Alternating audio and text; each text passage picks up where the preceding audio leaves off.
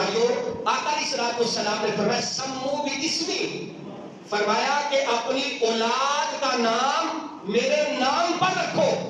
فرمایا جب اللہ اولاد عطا فرمائے تو اپنی اولاد کا نام محمد رکھو. حدیث قدسی ہے، اللہ کے محبوب صلی اللہ علیہ وسلم ارشاد فرماتے ہیں کہ اللہ رب العزت نے فرمایا کہ اے پیارے محبوب، میں نے اپنے عزت و جلال کی قسم کھا رکھی ہے، آپ کے جس امتی کا نام محمد ہوگا یا احمد ہوگا، میں نے اپنے عزت و جلال کی قسم کھائی ہے کہ میں انہیں جنت عطا فرماؤں گا، انہیں جہنم کی ہوا بھی نہیں لگنے دوں گا.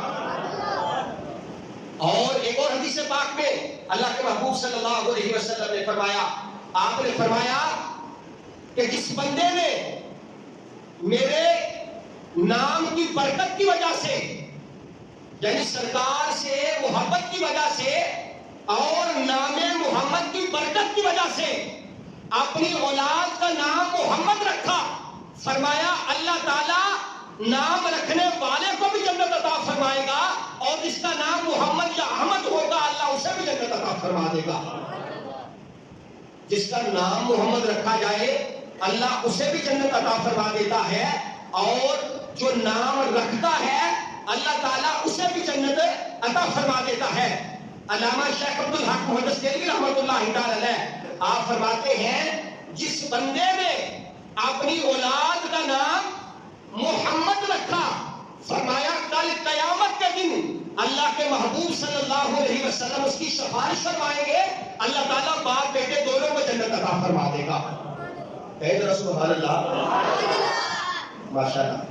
اور علامہ اسماعیل حقی رحمۃ اللہ تعالی علیہ تفسیر روح البیان کے اندر لکھتے ہیں کہ اگر کوئی یہ چاہتا ہے کہ اس کے ہاں بیٹا پیدا ہو، اگر کوئی بندہ چاہتا ہے کہ اس کے ہاں بیٹے کی پیدائش ہو، یا وہ بندہ جس کے ہاں بچوں کی پیدائش ہوتی ہے لیکن بچے زندہ نہیں بچتے، وہ فرماتے ہیں کہ جو بندہ یہ نیت کر لے کہ اللہ مجھے بیٹا عطا فرمائے گا تو اس کا نام میں محمد رکھوں گا، فرماتے ہیں اللہ تعالیٰ بیٹا بھی عطا فرمائے گا اور زندگی والا بھی عطا فرمائے گا.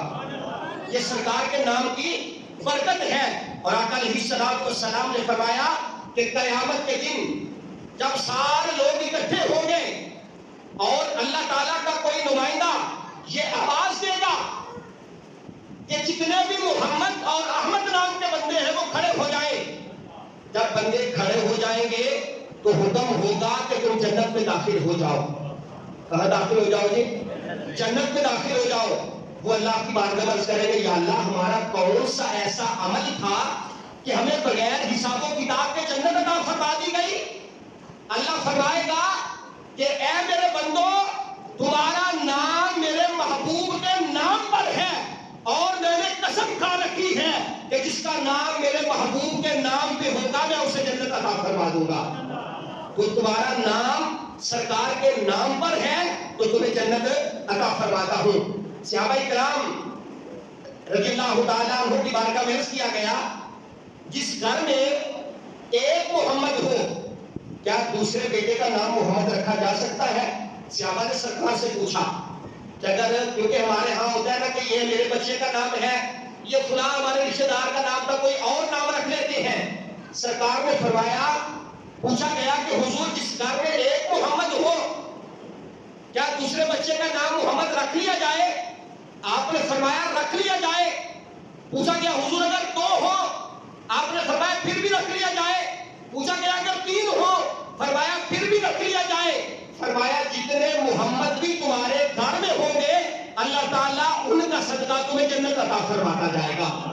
اور فرمایا کہ جس دسترخوان کے اوپر جہاں پہ لوگ بیٹھ کر کھانا کھاتے ہیں، فرمایا جس دسترخوان کے اوپر محمد نام کا شخص ہوگا اللہ تعالیٰ اس دسترخوان میں برکتیں عطا فرما دے گا.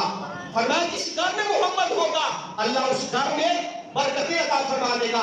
میرے بھائیوں یہ نام نامی اس میں گرامی ایسا ہے کہ حضرت آدم علیہ السلام کو جب اللہ تعالیٰ نے تخلیق فرمایا، پھر جنت میں ٹھہرایا، پھر جنت سے سوئے زمین اتارا، 300 سال تک حضرت آدم علیہ السلام روتے رہے، آپ کی آنکھوں سے آنسو جاری رہے.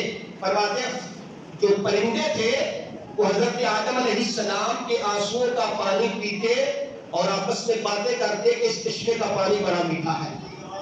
آدم علیہ السلام زار و فدار ہوتے. 300 سال گزر گیا، پھر دل میں خیال آیا کہ میں اس نام کا واسطہ دے کر اللہ سے معافی مانگتا ہوں کہ جب اللہ نے مجھے تخلیق فرمایا تھا تو میں نے عرش کے پایوں پر لکھا پڑا تھا لا الہ الا اللہ محمد رسول اللہ. فرماتے میں نے اللہ کی بارگاہ میں نام محمد کا واسطہ دیا تو اللہ نے فرمایا اے میرے پیارے آدم میں نے تیرے ساری بخشش فرما دی، تیری توبہ کو قبول فرما لیا. جب یہ بات کہی تو حضرت آدم علیہ السلام نے اللہ کی بارگاہ میں عرض کیا کہ یا اللہ یہ جو نام تو نے اپنے نام کے ساتھ ملا کے لکھا ہے کیا تجھے یہ ساری دنیا سے زیادہ محبوب ہے؟ تو آپ کو اللہ تعالیٰ نے فرمایا کہ اے میرے نبی آدم یہ مجھے ساری کائنات سے زیادہ محبوب ہے اور اس کی امت بھی مجھے ساری کائنات سے زیادہ محبوب ہے. اور آگے فرمایا اگر محمد نہ ہوتے تو اے آدم میں تجھے بھی تخلیق نہ فرماتا. یہ ساری کائنات میں نے محمد صلی اللہ علیہ وسلم کی وجہ سے تخلیق فرمائی ہے. میرے بھائیوں حضرت آدم علیہ السلام کے بیٹے حضرت شیس علیہ السلام اللہ کے نبی تھے اور آپ کو حضرت آدم علیہ السلام نے جب وصیت فرمائی تو آپ نے فرمایا بیٹے شیس اللہ تعالیٰ نے نور نبوت کو تیرے اندر رکھا ہے، جب تو نکاح کرے تو کسی پاک دامن خاتون کا انتخاب کرنا، کیونکہ اللہ نے سرکار کے نور کی حفاظت کا ذمہ بھی خود لیا تھا. اب اللہ تعالیٰ نے جناب شیس علیہ السلام کے ذریعے حضرت آدم علیہ السلام کو کہا کہ اپنے بیٹے کو بتائیں. تو حضرت شیس علیہ السلام کو آدم علیہ السلام کہنے لگے بیٹے شیس جب اللہ نے مجھے تخلیق فرمایا تو میں نے عرش کے کناروں پہ لکھا پڑا لا الہ الا اللہ محمد رسول اللہ. فرماتے جب میں جنت میں گیا تو جنت کے ہر محل پہ میں نے سرکار کا اسم گرامی لکھا دیکھا.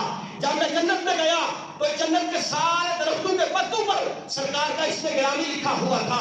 آپ فرماتے ہیں ہر دروازے پہ سرکار کا اسم گرامی لکھا ہوا تھا، ہر حور کے سینے پہ سرکار کا اسم گرامی لکھا ہوا تھا، تمام فرشتوں کی پلکوں پہ سرکار کا اسم گرامی لکھا ہوا تھا.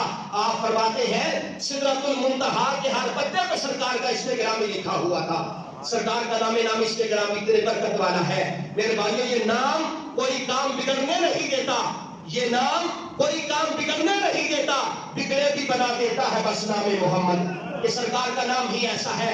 میرے بھائیوں یہ اتنی محبت والا نام ہے، اللہ کو اتنا محبوب نام ہے کہ اگر یہ نام لیا جائے تو اللہ تعالیٰ بیڑے پار فرما دیتا ہے.